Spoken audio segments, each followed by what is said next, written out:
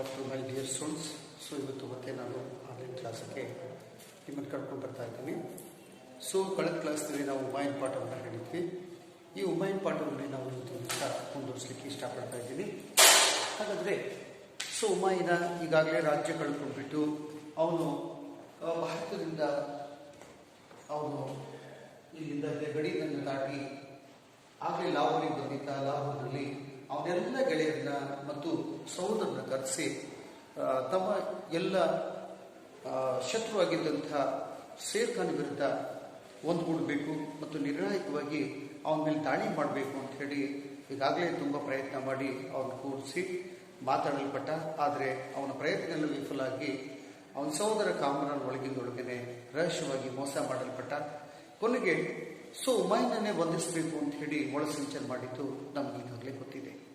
ಈ ಒಳಸಂಚಿನಿಂದ ಪಾರಾಗೋದಕ್ಕಾಗಿ ಉಮಾಯಿನ್ ಏನ್ ಮಾಡ್ದ ಅಂತ ಹೇಳಿದ್ರೆ, ಆ ಕಾಶ್ಮೀರ್ಗೆ ಹೋಗ್ತಾ ಇರುವಂತಹ ತನ್ನ ಮಾರ್ಗವನ್ನು ಬದಲಿಸಿ ಸಿಂಧ್ ಪ್ರಾಂತ್ಯಕ್ಕೆ ಬಂದಿದ್ದು ನಮ್ಗೆ ಗೊತ್ತಿದೆ. ಈ ಸಿಂಧ್ ಪ್ರಾಂತ್ಯಕ್ಕೆ ಬಂದ ತಕ್ಷಣ ನಾವು ಕಳೆದ ಕ್ಲಾಸಲ್ಲಿ ನೋಡೋದಾಗಿದೆ. ಇವತ್ತು ನಾವು ನೋಡ್ತಾ ಇದ್ದೇವೆ ಅಂತಂದ್ರೆ ರಾಜಭ್ರಷ್ಟನಾಗಿ ಅಲೆಮಾರು ಜೀವನ ನೋಡ್ತಾ ಇದ್ದೀವಿ. ಹಾಗಾದ್ರೆ ಇವನ ರಾಜಭ್ರಷ್ಟನಾಗಿ ಅಲೆಮಾರು ಜೀವನ ಏನಪ್ಪಾ ಅಂತ ಹೇಳ್ತಾರೆ. ರಾಜಭ್ರಷ್ಟನಾಗಿ ಈ ಉಮಾಯಿನ ಅಲೆಮಾರು ಜೀವನ ಏನಾಗಿತ್ತು. ಉಮಾಯಿನ ಈ ರಾಜಭ್ರಷ್ಟನಾಗಿ ಎಲ್ಲಿಂದ ಇರಬೇಕು ತನ್ನ ಅಲೆಮಾರು ಜೀವನವನ್ನು ಪ್ರಾರಂಭಿಸ್ತಾನೆ ಅಂತ ಹೇಳಿದ್ರೆ ಕ್ರಿಸ್ತ 1540ರಿಂದ 1555ವರೆಗೆ ಸುಮಾರು 15 ವರ್ಷಗಳ ಕಾಲ ಇವ ನೋಡಿ ರಾಜ್ಯವಿಲ್ಲದೆ ರಾಜನಾಗಿ ಅಲೆಮಾರು ಜೀವನವನ್ನು ನಡೆಸ್ತಾರೆ. ಯಾರಾದ್ರೂ ತನಗೆ ಆಶ್ರಯ ಕೊಡ್ಬೋದು ಅಥವಾ ನೆರವನ್ನು ನೀಡಬಹುದೇನೋ, ಸಣ್ಣ ರಾಜ್ಯ ಕಟ್ಕೊಂಡಾದ್ರೂ ನೆಮ್ಮದಿಯನ್ನು ಬದುಕಬೇಕು. ಆ ಸಣ್ಣ ರಾಜ್ಯ ವಶಪಡಿಸ್ಕೊಳ್ಳೋಕ್ಕೆ ಯಾರಾದ್ರೂ ಸೈನಿಕ ನೆರವು ನೀಡ್ತಾರೋ ಹಾಗೆ ದೇಸಿ ದೂರಿಗಳು ಅಂತೇಳಿ ಅವನೇನ್ ಮಾಡ್ದ ಅಂತ ಹೇಳಿದ್ರೆ ಸಿಂಧ್ ಪ್ರಾಂತ್ಯಕ್ಕೆ ಬರ್ತಾನೆ. ಈ ಸಿಂಧ್ ಪ್ರಾಂತ್ಯದಲ್ಲಿ ಅವನ ಅಲೆಮಾರು ಜೀವನವನ್ನು ಸಾಗಿಸ್ತಾನೆ.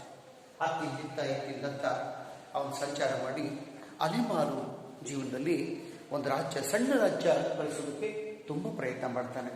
ಆದರೆ ಅವನ ದುರಾದೃಷ್ಟ, ಯಾರು ಸಹಾಯ ಮಾಡುವುದಿಲ್ಲ.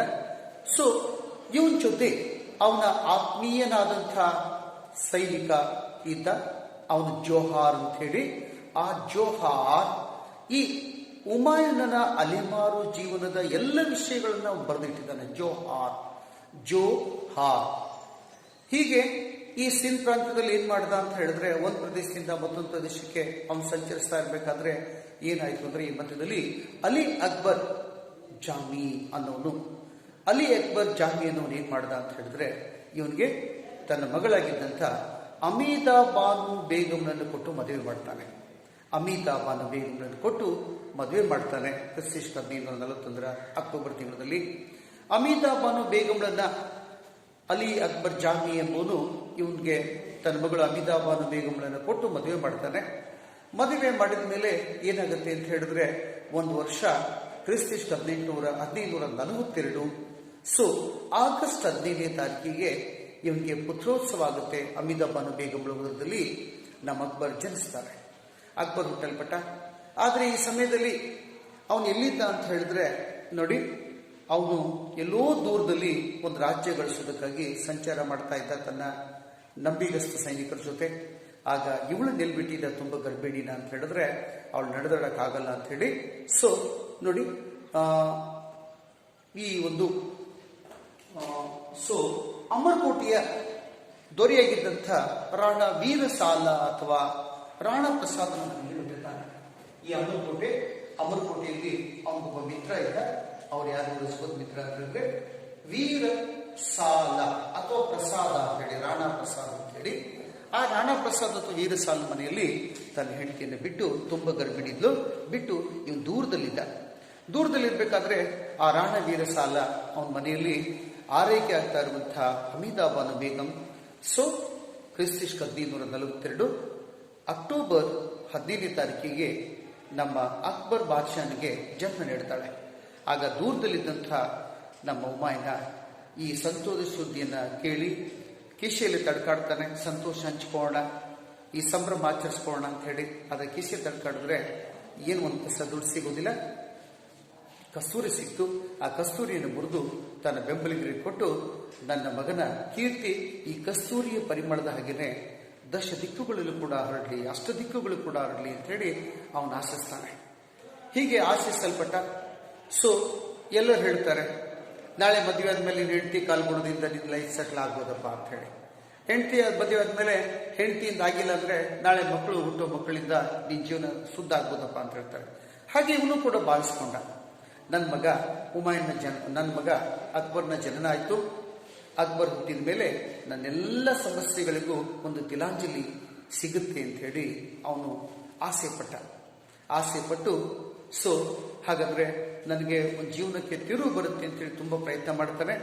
ಇದೇ ಸಮಯದಲ್ಲಿ ರಾಣಾ ವೀರಸಾಲ ಕೂಡ ಇವನಿಗೆ ಸೊ ಈ ಬಕ್ಕರ್ ಮತ್ತು ತಟ್ಟ ಪ್ರದೇಶಗಳು ಏನಿದೆಯಲ್ಲ, ಈ ತಟ್ಟ ಮತ್ತೆ ಈ ಬಕ್ಕರ್ ಈ ಪ್ರದೇಶವನ್ನು ಗೆದ್ದುಕೊಳ್ಳೋದಕ್ಕೆ ಸೈನಿಕ ಸಹಾಯ ನೀಡ್ತೀನಿ ಅಂತ ಹೇಳ್ತಾನೆ. ಯಾರಿಗೆ? ಹುಮಾಯೂನ್ಗೆ. ಆ ಅಮರ್ಕೋಟೆಯ ರಾಣಾ ವೀರಸಾಲ ಅಥವಾ ಪ್ರಸಾದ, ಇಲ್ಲ ನಿನಗೆ ಸಹಾಯ ನಾನು ನೀಡ್ತೀನಿ, ಸೈನಿಕ ನೆರವು ನೀಡ್ತೀನಿ. ಯಾವುದನ್ನು ಗೆಲ್ಲೋದಕ್ಕೆ? ಆ ತಟ್ಟ ಮತ್ತು ಬಕ್ಕರ್, ಸಿಂಧ್ ಪ್ರಾಂತ್ಯ ಅಂತ ಕರಿತೀವಿ, ಸಿಂಧ್ ಪ್ರದೇಶ ಅಂತ ಕರಿತೀವಿ ಇವತ್ತು. ಈ ಪ್ರದೇಶವನ್ನು ಗೆಲ್ಲೋದಕ್ಕೆ ನಿಮಗೆ ಸೈನಿಕ ನೆರವು ನೀಡ್ತೀನಿ ಅಂತ ಹೇಳಿದ. ಆದ್ರಿಂದ ಇವನಿಗೆ ತುಂಬಾ ಖುಷಿ ಆಯಿತು. ಕೊನೆಗೆ ಒಂದು ಯಾವುದಾದ್ರೂ ಸಣ್ಣ ರಾಜ್ಯ ಸಿಗುತ್ತಲ್ಲಪ್ಪ ಅಂತ ಹೇಳಿ. ಆದ್ರೆ ಈ ವೀರಸಾಲ ಶೇರ್ ಶಾನ ಪ್ರಾಬಲ್ಯಕ್ಕೆ ಹೆದರಿಕೊಂಡು ಹಿಂಜರಿತಾನೆ. ನಾನೇನಾದ್ರೂ ಹುಮಾಯೂನ್ಗೆ ಆಶ್ರಯ ನೀಡಿದ್ದೆ ಆದ್ರೆ ನಾನು ಯಾರು ದಾಳಿ ಎದುರಿಸಬೇಕಾಗತ್ತೆ? ಶೇರ್ ಶಾನ ದಾಳಿ ಎದುರಿಸಬೇಕಾಗತ್ತೆ. ಆ ಶೇರ್ ಶಾ ದಾಳಿ ಮಾಡಿದ್ರೆ ನನ್ನ ಅಸ್ತಿತ್ವನು ಕೊನೆಗೊಳ್ಳುತ್ತೆ ಅಂತ ಹೇಳಿ ಅವನೇನು ಮೊದಲು ಭರವಸೆ ಕೊಟ್ಟಿದ್ದಲ್ಲ ಹುಮಾಯೂನ್ಗೆ, ನಿನ್ಗೆ ತಟ್ಟ ಮತ್ತೆ ಬಕ್ಕರ್ ಗೆಲ್ಲುವುದಕ್ಕೆ ಸಹಾಯ ಮಾಡ್ತೀನಿ ಅಂತ ಹೇಳಿದ್ದ. ಆದ್ರೆ ಆ ಸಹಾಯದಿಂದ ಹಿಂದಕ್ಕೆ ಸರಿತಾನೆ. ಸೊ ಕೊನೆಗೂ ಇವನು ಆಸೆ ಈಡೇರಲಿಲ್ಲ. ಒಂದು ಸಣ್ಣ ರಾಜ್ಯ ಗೆದ್ದಾದ್ರೂ ಸೊ ಭಾರತದಲ್ಲಿ ಇರಬೇಕು ಅನ್ನೋ ಆಸೆ ಈಡೇರಲಿಲ್ಲ. ಕೊನೆಗೆ ಬೇಸತ್ಕೊಂಡಂತ ಹುಮಾಯೂನ ಏನ್ ಮಾಡಿದ ಅಂದ್ರೆ ಭಾರತ ಬಿಟ್ಟು ತಮ್ಮ ತಾಯ್ನಾಡಿಗೆ ಹೋಗ್ಬಿಡೋಣ ಅಂತ ಹೇಳಿ ಸಿದ್ಧಾಗ್ತಾನೆ. ತಾಯ್ನಾಡಿಗೆ ಹೋಗ್ಬೇಕಂತ ಸಿದ್ಧಾಗಿ ತಾನು ತನ್ನ ಸತಿ ಅಮಿತಾಬಾನು ಬೇಗಂ ಸುತ ಅಕ್ಬರ್ನ ಕರ್ಕೊಂಡು ತನ್ನ ಬೆಂಬಲಿಗರೊಂದಿಗೆ ಏನ್ ಮಾಡ್ದ ಅಂತ ಹೇಳಿದ್ರೆ ಹಿಂದಕ್ಕೆ ಪ್ರಯಾಣ ನಡೆಸಲು ಸಿದ್ಧಾಗ. ಇನ್ನ ಈ ದೇಶದಲ್ಲಿದ್ರೆ ನನ್ಗೆ ಯಾವ ಲಾಭವೂ ಇಲ್ಲ, ನಾನು ತುಂಬಾ ನಷ್ಟ ಅನುಭವಿಸ್ಬೇಕಾಗುತ್ತೆ, ನನ್ನ ಜೀವನನೇ ಹಾಳು ಮಾಡ್ಕೊಳ್ಬೇಕಾಗುತ್ತೆ ಅಂತ ಹೇಳಿ ಸೊ ಇದನ್ನ ಪ್ರಯಾಣ ನಡೆಸ್ತಾನೆ. ಸೊ ಪ್ರಯಾಣ ನಡೆಸಿದ ಕ್ರಿಸ್ತ 1543 ಪ್ರಯಾಣ ನಡೆಸಿದ. 1543 ಪ್ರಯಾಣ ನಡೆಸಿ ಕಂದಾರ ಬರಬೇಕು, ಕಂದಾರದಿಂದ ಪರ್ಸಿಯಾಗೆ ಹೋಗ್ಬೇಕು, ಪರ್ಸಿಯಾದಿಂದ ನೆಕ್ಸ್ಟ್ ಅವ ಮಧ್ಯ ಏಷ್ಯಾಕ್ಕೆ ಹೋಗ್ಬೇಕಾಗಿತ್ತು. ಸೊ ಹಾಗಾಗಿ ಎಲ್ಲಿ ಬಂದ? ಕಂದಾರಕ್ಕೆ ಬರಬೇಕು ಅಂತ ಹೇಳಿ ಮಾರ್ಗ ಮಧ್ಯಕ್ಕೆ ಬಂದ. ಸೊ ಇಲ್ಲಿ ಯಾವಾಗ ಮಾರ್ಗ ಮಧ್ಯೆ ಇನ್ನು ಕಂದಾರ ಹೊರಲಿಲ್ಲ, ಮಾರ್ಗ ಮಧ್ಯದಲ್ಲಿ ಬಂದ ತಕ್ಷಣ ಅವನು ಸುದ್ದಿ ಗೊತ್ತಾಗುತ್ತೆ, ಇಲ್ಲ ನನ್ನ ಮೇಲೆ ಆಸ್ಕರಿ ದಾಳಿ ಮಾಡಕ್ಕೆ ಸೈನ್ಯ ಸಮೇತವಾಗಿ ಬರ್ತಾ ಇದ್ದಾನೆ ಅಂತ ಗೊತ್ತಾಯ್ತು. ಗೊತ್ತಾದ ತಕ್ಷಣ ಅವನು ಹಿಂದಿನ ರಾತ್ರಿ ಏನು ಉಳ್ಕೊಂಡಿದ್ನಲ್ಲ, ಎಲ್ಲಿ ಆ ಒಂದು ಮಾರ್ಗದ ಮಧ್ಯದಲ್ಲಿ ಶಿಬಿರ ಹಾಕಿ ಆ ಬಿಡಾರದಲ್ಲಿ ಉಳ್ಕೊಂಡಿದ್ದ. ಯಾವಾಗ ಆಸ್ಕರಿ ಬೆಳಿಗ್ಗೆ ದಾಳಿ ಮಾಡ್ತಾನೆ ಅಂತ ಗೊತ್ತಾದ ತಕ್ಷಣ ನಾವು ಇಲ್ಲಿಂದ ಪಾರಾಗಬೇಕು, ಪಾರಾಗೋದಕ್ಕೆ ಈ ಮಗು ನಮ್ಗೆ ತೊಂದರೆ ಆಗುತ್ತೆ, ಈ ಮಗು ನಮ್ಗೆ ಏನಾಗುತ್ತೆ ಅಂದ್ರೆ ಅಪಾಯವನ್ನು ತಂದುಡ್ಬೋದು. ಯಾಕಂದ್ರೆ ಈ ಮಗು ಯಾವ ಸಮಯದಲ್ಲಿ ಸ್ವಲ್ಪದರಲ್ಲೇ ಕೂದಲು ಎಳೆಯಲೇ ತಪ್ಪಿಸ್ಕೊಳ್ಳೋ ಸಮಯದಲ್ಲಿ ಅಳಲಿಕ್ಕೆ ಪ್ರಾರಂಭ ಆಯಿತು ಅಂತ ಹೇಳಿದ್ರೆ ಶತ್ರುಗಳು ಸಿಕ್ಕೊಡ್ತೀವಿ ಅನ್ನೋ ಕಾರಣಕ್ಕಾಗಿ ಏನ್ ಮಾಡಿದ್ರು ಈ ಹುಮಾಯೂನ ಮತ್ತು ಅಮಿತಾಬಾನು ಬೇಗಂ ಸೊ ಆ ಮಗುವನ್ನ ಅಲ್ಲೇ ಶಿಬಿರದಲ್ಲಿ ಬಿಡಾರದಲ್ಲಿ ಬಿಟ್ಟು ಅವ್ರು ಪಾರಾಗ್ಬಿಡ್ತಾರೆ ತಮ್ಮ ಬೆಂಬಲಿಗರ ಕರ್ಕೊಂಡು. ಯಾಕೆಂದ್ರೆ ಇಂಥ ಮಕ್ಕಳನ್ನ ಎಷ್ಟೋ ಮಕ್ಕಳನ್ನ ಪಡಿಬಹುದು, ಮೊದಲು ತಾವು ಬದುಕಿರ್ಬೇಕು ಅನ್ನೋದೇ ಉದ್ದೇಶ ಆಗಿತ್ತು. ಅನ್ಯಥಾ ಯಾವುದೇ ಒಂದು ದುರುದ್ದೇಶದಿಂದ ಆ ಮಗುವನ್ನು ಬಿಟ್ಟು ಹೋಗ್ಲಿಲ್ಲ. ಸೊ ಅದಕ್ಕಾಗಿ ಅಲ್ಲಿ ಬಿಟ್ಟು ಹೋಗ್ತಾರೆ. ಬಿಟ್ಟು ಎಲ್ಲಿ ಕಂದಾರ ಬಂದ್ರು, ಕಂದಾರ ಬಂದು ಮಾನವಸ್ಥೆ ಕಂದಾರ ಬಂದ್ರು. ಈ ಕಡೆ ಸೊ ಆ ಒಂದು ಸುದ್ದಿ ಬಂದ ಹಾಗೇನೆ ಆಸ್ಕರಿ ದಾಳಿ ಮಾಡ್ತಾನೆ. ಇಡೀ ಶಿಬಿರವನ್ನ ಅವನು ತಡ್ಕಾಡ್ತಾನೆ, ಇಡೀ ಶಿಬಿರವನ್ನು ಶೋಧಿಸ್ತಾನೆ. ಅಲ್ಲಿ ಮಗು ಅಳ್ತಾ ಇರುವಂತ ಒಂದು ಮಗುವಿನ ಸದ್ದಷ್ಟೇ ಕೇಳುತ್ತೆ. ಆ ಸದ್ದನ್ನ ಆಲಿಸಿ ಹೋಗ್ತಾನೆ. ಆ ಮಗು ಸಿಗುತ್ತೆ. ಆ ಮಗುವನ್ನ ಮಮತೆಯಿಂದ ಪ್ರೀತಿಯಿಂದ ಅದನ್ನ ಮಗುವನ್ನು ಎತ್ಕೊಂಡು ಹೋಗಿ ಕಂದಾರ ಕೊಡ್ತಾನೆ. ಕಂದಾರದಲ್ಲಿ ತನ್ನ ಹೆಂಡತಿಗೆ ಅದನ್ನ ಕೊಡ್ತಾನೆ. ಅವಳು ತುಂಬಾ ಪ್ರೀತಿಯಿಂದ ಮಮತೆಯಿಂದ ಈ ಅಕ್ಬರ್ನನ್ನು ಜೋಪಾನ ಮಾಡ್ತಾಳೆ. ಸೊ ಇಲ್ಲಿಂದ ಪಾರಾದಂತ ಹುಮಾಯೂನ ಕಂದಾರದಿಂದ ಸೀದಾ ನೇರವಾಗಿ ಎಲ್ಲಿ ಬಂದ ಅಂದ್ರೆ ಪರ್ಷಿಯಾಗೆ ಬಂದ್ಬಿಡ್ತಾನೆ. ಪರ್ಷಿಯಾಗೆ ಬರ್ತಾನೆ. ಇವತ್ತು ಇರಾನ್ ದೇಶವೇ ಪರ್ಷಿಯಾ. ಈ ಪರ್ಷಿಯಾಗೆ ಬಂದು ಪರ್ಷಿಯಾದಲ್ಲಿ ನೋಡಿ, ಪರ್ಷಿಯಾದಲ್ಲಿ ಏನ್ ಮಾಡ್ದ ಅಂತ ಹೇಳಿದ್ರೆ ಪರ್ಷಿಯಾದಲ್ಲಿ ಅದರ ದೊರೆಯಾಗಿದ್ದಂಥ ಶಾನನ್ನ ಅವನೇನ್ ಮಾಡ್ದ ಅಂತ ಹೇಳಿದ್ರೆ ಅವನ ಜೊತೆ ಒಪ್ಪಂದ ಮಾಡ್ಕೊಳ್ತಾನೆ. ಪರ್ಷಿಯಾದ ಶಾ ದೊರೆ ಜೊತೆ ಒಪ್ಪಂದ ಮಾಡ್ಕೊಂಡ. ಕ್ರಿಸ್ತ 1544 ಆ ಒಂದು ಶಾ ದೊರೆ ಜೊತೆ ಏನು ಒಪ್ಪಂದ ಮಾಡ್ಕೊಂಡ ಅಂತ ಹೇಳಿದ್ರೆ ತಾನು ಒಂದು ರಾಜ್ಯವನ್ನು ಗೆಲ್ಲುವುದಕ್ಕೆ ತನಗೆ ಸೈನಿಕ ಸಹಾಯ ನೀಡಬೇಕು ಅಂತ ಹೇಳಿ ಅವನಿಗೆ ಕೇಳ್ತಾನೆ. ಆ ಶಹ ತವಮಾಸ್ಪ ಅಂತ ಶಾ ದೊರೆ ಇರ್ತಾನೆ, ತವಮಾಸ್ಪ ಅಂತ ಹೇಳಿ. ಆ ತವಮಾಸ್ಪ ಎಂಬ ಶಾ ದೊರೆ ಜೊತೆ ಪರ್ಷದ ದೊರೆ ಅವತ್ತು ತವಮಾಸ್ಪ ಆಗಿದ್ದ. ಆ ತವಮಾಸ್ಪನ ಹೋಗಿ ಇವನು ಹೊನ್ನ ಮಾಡ್ಕೊತಾನೆ ಕ್ರಿಸ್ತ 1544ರಲ್ಲಿ. ನೀ ನನಗೆ ಒಂದು ರಾಜ್ಯ ಗೆಲ್ಲೋದಕ್ಕೆ ಸೈನಿಕ ನೆರವು ನೀಡಿದ್ರೆ ನಾನು ಏನ್ ಬೇಕೋ ಅದು ಮಾಡ್ತೀನಿ ಅಂತ ಹೇಳಿದ ತಕ್ಷಣ ಆಗ ತವಮಾಸ್ಪ ಇವನ್ ಜೊತೆ ಒಪ್ಪಂದ ಮಾಡ್ಕೊಂಡು ಏನ್ ಮಾಡ್ದ, ನೀನು ನನಗಾಗಿ ಏನ್ ಮಾಡಬೇಕು, ಕಂದಹಾರವನ್ನ ಗೆದ್ಕೊಡ್ಬೇಕು. ತವಮಾಸ್ಪ ಹೇಳ್ತಾನೆ, ಸರಿಪಾ ನೀನು ಹೇಳೋದಂಗೆ ನಿನಗೆ ಸೈನಿಕ ನೆರವು ಕೊಡ್ತೀನಿ, ಆದ್ರೆ ನನಗಾಗಿ ನೀ ಕಂದಹಾರವನ್ನ ಗೆದ್ಕೊಡ್ಬೇಕು, ಈ ಕಂದಹಾರವನ್ನ ಗೆದ್ದುಕೊಡ್ಬೇಕು. ಜೊತೆಗೆ ನೀನು ಸಿಯಾ ಪಂಥವನ್ನ ಸ್ವೀಕರಿಸಬೇಕು ಅಂತ ಕಂಡೀಷನ್ ಆಗ್ತಾನೆ, ನಿರ್ಬಂಧ ಆಗ್ತಾನೆ. ಒಂದನೇದು ನೀ ಸಿಯಾ ಪಂಥ ಸ್ವೀಕರಿಸಬೇಕು, ಎರಡನೇದು ನನಗಾಗಿ ಕಂದಹಾರ ಪ್ರದೇಶವನ್ನು ಗೆದ್ಕೊಡ್ಬೇಕು. ಇರುವಂತ ತವಮಾಸ್ಪ ಹೇಳ್ತಾನೆ, ನನಗಾಗಿ ಕಂದಹಾರ ಗೆದ್ಕೊಡ್ಬೇಕು, ಜೊತೆಗೆ ಸಿಯಾ ಪಂಥ ಸ್ವೀಕರಿಸಬೇಕು. ಹಾಗಿದ್ರೆ ನಿನಗೆ ನಾನು ಸೈನಿಕ ನೆರವು ನೀಡ್ತೀನಿ ಅಂತ ಹೇಳ್ತಾನೆ. ಅದಕ್ಕೆ ಇವನು ಒಪ್ಕೊಂಡವನೇ. ನೋಡಿ, ಕಂದಹಾರವನ್ನು ಗೆದ್ದುಕೊಂಡ, ಹಾಗೆ ಗೆದ್ದವನು ಕೊಡಲ್ಪಟ್ಟ, ಸಿಯಾ ಪಂಥವನ್ನು ಸ್ವೀಕರಿಸ್ತಾನೆ. ಆಗ ಈ ಪರ್ಷದ ಶಾ ದೊರೆಯವನಿಗೆ ಸೈನಿಕ ನೆರವು ನೀಡಲ್ಪಟ್ಟ. ಆ ಸೈನ್ಯದ ನೆರವಿನಿಂದಾಗಿ ಏನ್ ಮಾಡಿದೆವ ಅಂತ ಹೇಳಿದ್ರೆ, ಕಾಬೂಲನ್ನು ವಶಪಡಿಸ್ಕೊಂಡ. ಹುಮಾಯೂನ್ ಕಾಬೂಲನ್ನ ವಶಪಡಿಸ್ಕೊಳ್ತಾನೆ ಕ್ರಿಸ್ತ 1545ರಲ್ಲಿ ಕಾಬೂಲನ್ನು ವಶಪಡಿಸ್ಕೊಂಡ. ಯಾವಾಗ ಕಾಬೂಲನ್ನು ವಶಪಡಿಸ್ಕೊಂಡ, ಅಲ್ಲಿ ಕಾಬೂಲು ಯಾರ ಆಳ್ವಿಕೆಗೆ ಒಳಪಟ್ಟಿತ್ತು, ಹಿಂದೆ ಅವನ ಸಹೋದರನಾಗಿದ್ದಂಥ ಕಾಮ್ರಾನ್, ಮಲ ಸಹೋದರನಾಗಿದ್ದಂಥ ಕಾಮ್ರಾನ್ನ ಆಳ್ವಿಕೆಗೆ ಒಳಪಟ್ಟಿತ್ತು. ಯಾವಾಗ ಕಾಬೂಲ್ ವಶಪಡಿಸ್ಕೊಂಡ, ಆಗ ಕಾಮ್ರಾನ್ ಬಂಧಿಸಿದ. ಅವನೆರಡು ಕಣ್ಣನ್ನು ಕೀಳಿಸಿ ಅವನಿಗೆ ಮಕ್ಕ ಕಳಿಸ್ಕೊಟ್ಟ. ಅದೇ ರೀತಿಯಾದಂಥ ಪಾಡು ಆಸ್ಕರಿಗಾಯಿತು. ಆಸ್ಕರಿಗೂ ಕೂಡ ಕಣ್ಣು ಕಳಿಸಿ ಮಕ್ಕ ಕಳಿಸ್ಕೊಟ್ಟ, ಭಿಕ್ಷೆ ಬೀಳ್ ಬದುಕನಿ ಅಂತ ಹೇಳಿ.